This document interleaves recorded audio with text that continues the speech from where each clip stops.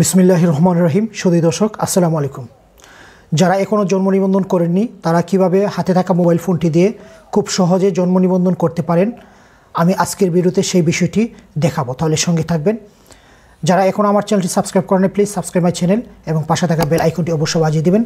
তাহলে আপনি আমার প্রতিদিনের ভিডিওর আপডেট নোটিফিকেশন সবার আগে পেয়ে যাবেন। আর যারা already subscriber, thank you so much. তাহলে চলুন শুরু করি আজকের এই নতুন ভিডিওটি।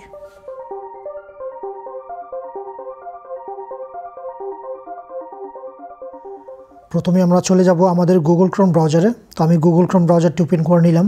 তো আমি এখন গুগল ক্রোম ব্রাউজারের অ্যাড্রেস বারে লিখব bdris.gov.bd। দেখতে পাচ্ছেন অলরেডি আমার অ্যাড্রেস বারে কিন্তু অ্যাড্রেসটা সংযোজন হয়ে গেছে। তো আমি জাস্ট সার্চে ট্যাপ করে দিব।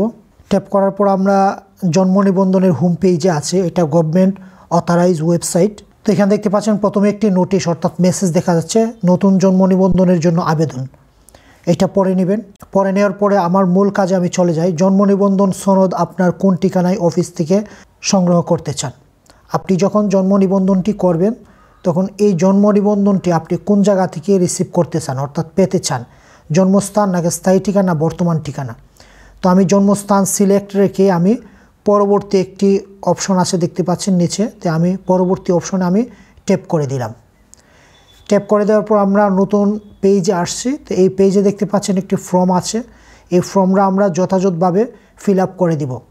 কেননা জন্ম নিবন্ধনের ভুল কারেকশনের জন্য কতটুকু হ্যারাসমেন্ট হতে হয়, যারা জন্ম নিবন্ধন কারেকশন করতে চাচ্ছে তারা বুঝতে পারে একমাত্র এটার হ্যারাসমেন্ট কতটুকু। সো আমরা জন্ম নিবন্ধনটি করার সময় আমাদের প্রয়োজনীয় ডকুমেন্টসের সাথে মিল রেখে এবং খুব সিনসিয়ারলি আমরা ফর্মটি ফিল আপ করবো, যেন বানানে কোনো প্রকার ভুল না হয়। তো আমরা প্রথম দেখতে পাচ্ছি নামের প্রথম অংশ বাংলায়, নামের শেষ অংশ বাংলায়। তো আমি নামের প্রথম অংশ বাংলায় দিয়ে দিলাম। অর্থাৎ আপনি যার নামে রেজিস্ট্রেশনটা করবেন, অর্থাৎ যার নামে আপনি জন্ম নিবন্ধন করবেন, দ্যাট মিন্স বার্থ সার্টিফিকেট করবেন, তার নামের প্রথম অংশটা দিবেন। তো আমি প্রথম অংশটা দিচ্ছি, এটা অবশ্যই বাংলায় দিতে হবে, নামের প্রথম অংশ। এখন দিব নামের দ্বিতীয় অংশ। দ্বিতীয় অংশ দেওয়া শেষ। এখন নামের প্রথম অংশ আমরা ইংরেজিতে লিখব। সেম বিষয়টা জাস্ট তখন ছিল বাংলায়, এখন হবে ইংরেজিতে। এখন দিব নামের শেষ অংশ ইংরেজিতে। তাহলে নামের ফাংশন শেষ। এখন জন্ম তারিখ। তো জন্ম তারিখটা দেখতে পাচ্ছেন পাশে একটি ক্যালেন্ডার আইকন দেখা যাচ্ছে। আমরা এই ক্যালেন্ডারে যদি ক্লিক করি এখানে কিন্তু ক্যালেন্ডারটি ওপেন হবে, কিংবা আমরা জাস্ট এখানে গড়ে আমি জাস্ট একটা ট্যাপ করব। ট্যাপ করার পর কিন্তু ক্যালেন্ডারটা আমার সামনে ওপেন হয়ে আছে। তো আমি প্রথমে দিব আমার জন্মের তারিখ। তো আমি তারিখটা দিয়ে দিচ্ছি।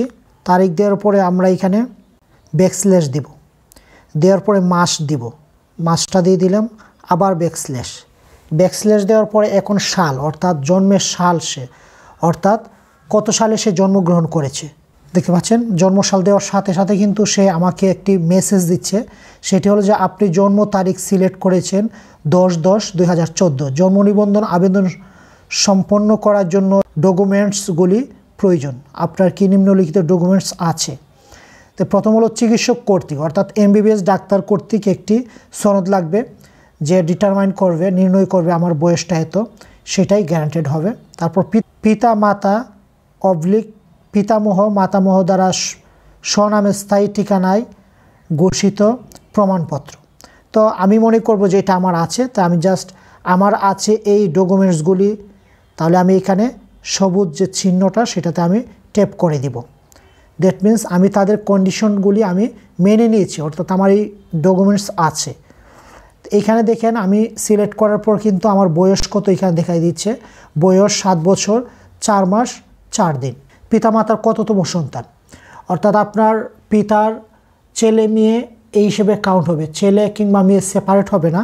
আপনার পিতা মাতা সন্তান, ছেলে হোক মেয়ে হোক, এদের কততম সন্তান জাস্ট আপনি এখান থেকে সিলেক্ট করে তৃতীয় সন্তান দিয়ে দিলাম। আপনি যততম ঠিক সেটা আপনি সিলেক্ট করে দিবেন। তারপর লিঙ্গের ক্ষেত্রে আমরা জানি যে এখানে পুরুষ মহিলা ছিল, নতুন আরেকটি ইনসারশন হয়েছে অর্থাৎ যোগ হয়েছে, সেটা হলো তৃতীয় লিঙ্গ, যেটা আমরা হিজরা বলি। তো এখানে আমি পুরুষ সিলেক্ট করে দিব। তারপর দেশে আমি ট্যাপ করলে এখানে বাংলাদেশ অবভিয়াসলি। তারপর বিভাগ, আপনি কোন বিভাগের অধিবাসী, আমি চট্টগ্রাম দিয়ে দিলাম। তারপর জেলাটা আমি সিলেক্ট করে দিব। তারপর এখানে দেখতে পাচ্ছেন সিটি কর্পোরেশন অথবা ক্যান্টনমেন্ট বোর্ড অথবা উপজেলা, গ্রাম হলে উপজেলা আর শহর অঞ্চল হলে সিটি কর্পোরেশন আর ক্যান্টনমেন্ট বোর্ড মানে সেনানিবাস এরিয়া। তো আমি নির্বাচন করে ট্যাপ করব, যেহেতু আমি গ্রাম পর্যায়ে আছি অবশ্যই আমার এটা উপজেলা, সো আমি আমার উপজেলার সিলেক্ট করে দিয়েছি।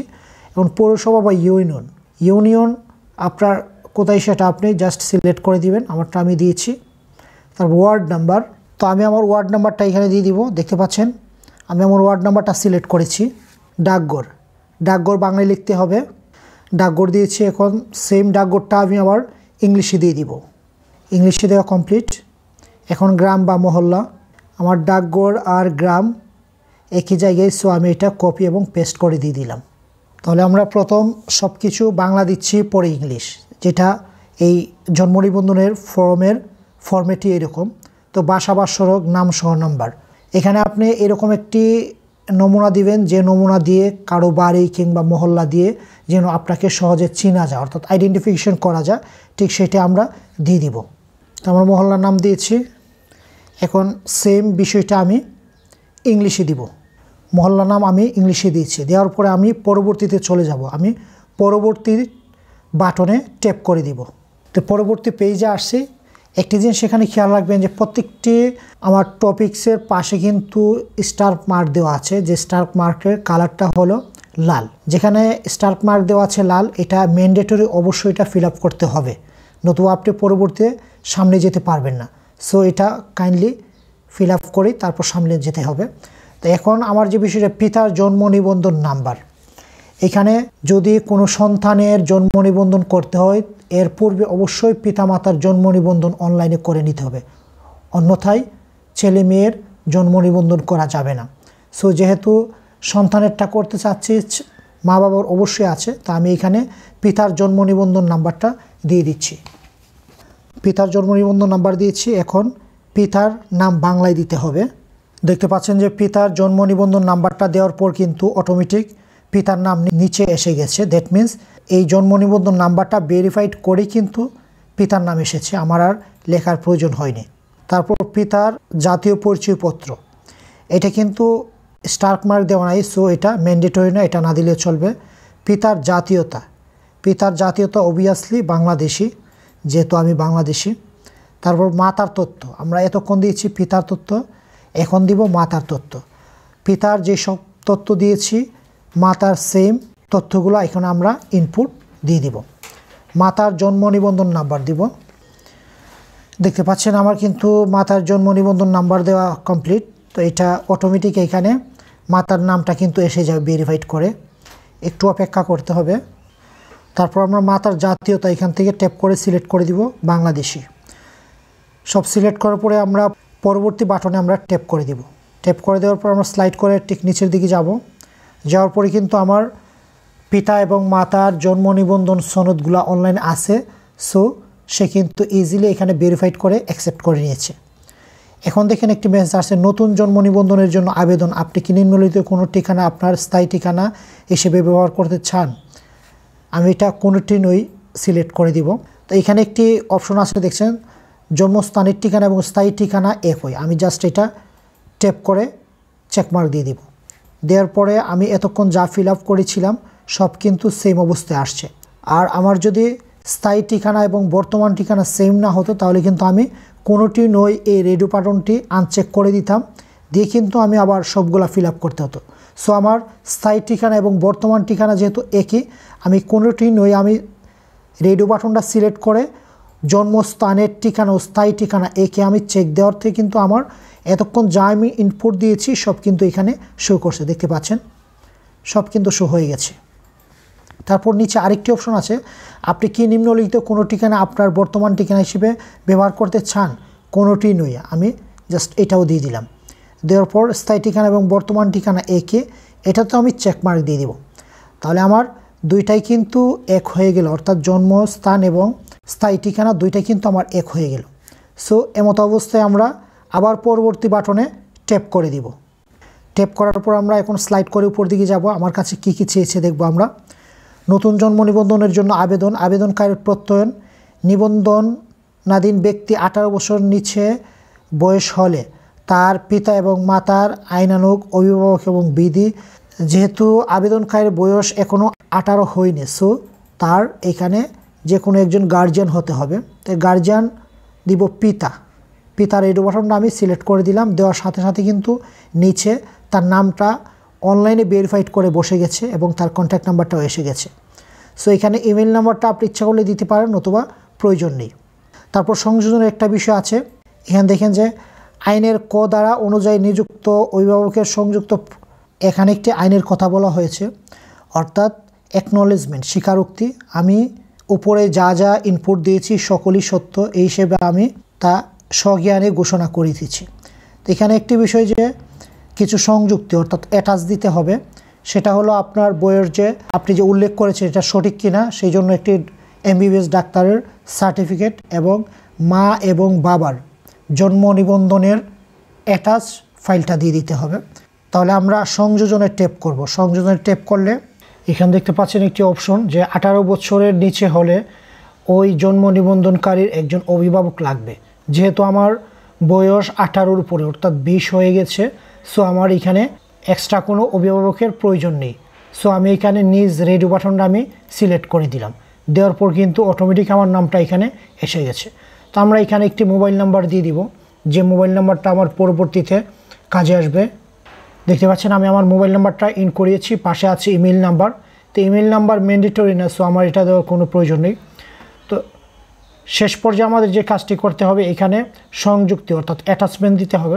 অ্যাটাচমেন্ট আমার 2 থেকে 3টা লাগবে। প্রথমত আমার বয়স প্রমাণের জন্য এমবিবিএস ডাক্তার কর্তৃক একটি সনদ এবং পিতা অথবা মাতার জন্ম নিবন্ধনের স্ক্যান কপি। তো আমি সংযোজনে যদি ট্যাপ করি, সংযোজনে ট্যাপ করার পরে এখান থেকে আমি আমার অ্যাটাচমেন্টটা কোথায় আছে সেটা আমি দেখিয়ে দিব। তো আমি এখান থেকে অ্যাটাচমেন্টটা দেখিয়ে দিচ্ছি। প্রথমে আমি মেডিকেল সার্টিফিকেটটি আমি সিলেক্ট করে ওপেনে দিয়ে দিচ্ছি। ওপেনে দেওয়ার পর দেখতে পাচ্ছেন এখানে কিন্তু ফাইলটি পেয়ে গেছে। তো এটা কোন ধরনের ডকুমেন্টস সেটা আমি জাস্ট এখান থেকে আমি দিয়ে দিব। চিকিৎসক কর্তৃক প্রত্যয়নপত্র সিলেক্ট করে দিলাম। দেওয়ার পরে টাইপে সিলেক্ট করার কোনো প্রয়োজন নেই, সো আমি এখানে স্টার্টে ক্লিক করে দিব। স্টার্টে ক্লিক করার পর কিন্তু আমার ডকুমেন্টসটি আপলোড হয়ে গেছে। সো আমি নেক্সটে আরেকটি আপলোড করব সংযোজন। আবার এখান থেকে আমি পিতা অথবা মাতার জন্ম নিবন্ধনের স্ক্যান কপিটা আমি এখানে আপলোড করে দিব। ওপেনে দিয়ে দিচ্ছি, দেখতে পাচ্ছেন। তো এখানে আমি সিলেক্ট দিয়ে দিলাম পিতা অথবা মাতার জন্ম সনদ। সিলেক্ট করার পরে আমি এখানে আবার স্টার্ট দিয়ে দিব। স্টার্ট দেওয়ার পর কিন্তু 2টাই আমার আপলোড হয়ে গেছে, দেখতে পাচ্ছেন। এক্ষেত্রে আমার 2টি ডকুমেন্টসই কিন্তু আপলোড হয়ে গেছে। তো অবশ্যই মনে রাখতে হবে ডকুমেন্টসগুলি যেন আপনার 100 কেবি অর্থাৎ 100 কেবির ভিতরে হয়। তো দেখতে পাচ্ছেন আমার প্রত্যেকটি ডকুমেন্টস কিন্তু 48, একটি হলো 48 কেবি আরেকটি 43 কেবির ভিতরে। সো আমারটা ইজিলি নিয়ে নেবে। তারপর নেওয়ার পরে আমি পরবর্তীতে ক্লিক করে দিব।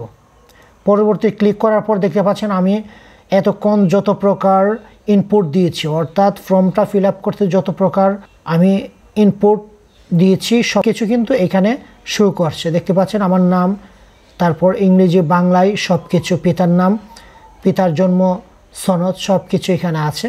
তো এখানে যদি আপনার কোনো প্রকার চেক করার সময় যদি বুঝতে পারেন যে কোথাও কোনো প্রবলেম আছে, সো আপনি এখান থেকে পরবর্তী ট্যাপ করে আপনি ওইটা কারেকশন করে আবার নেক্সটে আসতে পারেন। তো আমার যেহেতু এখানে কোনো প্রকার প্রবলেম নেই, সো আমি এখানে সাবমিটে ট্যাপ করে এটা সাবমিট করে দিব। তো দেখতে পাচ্ছেন সাবমিটে ট্যাপ করার পর কিন্তু এটা অলরেডি সাবমিট হয়ে গেছে।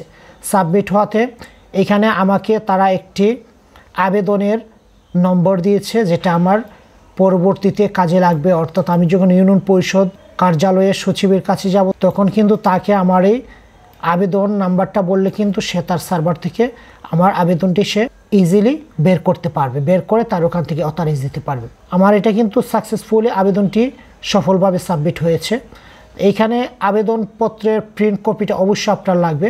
সো যদি প্রিন্ট কপিটা নিতে চান আবেদনপত্রের প্রিন্ট কপি এখানে আপনি আবেদনপত্র প্রিন্ট করুন, এখানে ক্লিক করে দিবেন। দেওয়ার পর কিন্তু আমার দেখতে পাচ্ছেন দেওয়ার পর কিন্তু আমার ফর্মটি হার্ড কপি ফর্মটি যেরকম দেখা যাচ্ছে ঠিক এর ঘরের ভিতরে কিন্তু আমার কম্পিউটারাইজড লেখা আছে। সো এখন যদি আপনি মনে করেন যে আপনার কম্পিউটারে প্রিন্টার আছে তা আপনি ইজিলি এখান থেকে প্রিন্ট দিয়ে নেবেন। আর যদি মনে করেন যে আপনার কাছে প্রিন্টার নেই, আপনি এটা প্রিন্ট দেওয়ার জন্য পেন ড্রাইভ কিংবা অন্য কিছুতে নিয়ে বাইরে থেকে প্রিন্ট দিতে পারেন। এই জন্য আপনার পিডিএফ কপি নিতে হবে। Ctrl+P যখন প্রেস করবেন একটি অপশন এসেছে পিডিএফ টু সেভ, দেখতে পাচ্ছেন। এখানে যদি আপনার প্রিন্টার থাকে সরাসরি প্রিন্টার সিলেক্ট করে দেবেন, অথবা পিডিএফ টু প্রিন্ট এখানে ক্লিক করে সেভে দিয়ে দিবেন। দেখতে পাচ্ছেন এটা কিন্তু সেভ হয়ে গেছে। আমি আমার কোনো অংশে আমি এটা সেভ করে রেখে দিলাম। তাহলে কিন্তু এরকমভাবে আমরা ইজিলি আমাদের জন্ম নিবন্ধনটি ঘরে বসে অনলাইনে আবেদন করতে পারি কারো সহায়তা ছাড়াই। তাহলে এরকমভাবে আপনারা আপনাদের নিজের কিংবা নিজের আপনজনের জন্ম নিবন্ধন অনলাইন করে নিতে পারেন। আশা করি ভিডিওটি আপনার খুবই উপকারে আসবে। যদি ভিডিওটি আপনার সামান্যতম উপকার আসে অবশ্যই চ্যানেলটি সাবস্ক্রাইব করে সঙ্গেই থাকবেন। তাছাড়া আপনি আমার চ্যানেলটি ভিজিট করে আসতে পারেন। এরকম গুরুত্বপূর্ণ ভিডিওর সমাহার পাবেন আমার এই চ্যানেলে। আবারও কথা হবে নতুন কোনো ভিডিও নিয়ে। ততক্ষণ পর্যন্ত ভালো থাকবেন। আজকে এখানে শেষ করছি। আল্লাহ হাফেজ।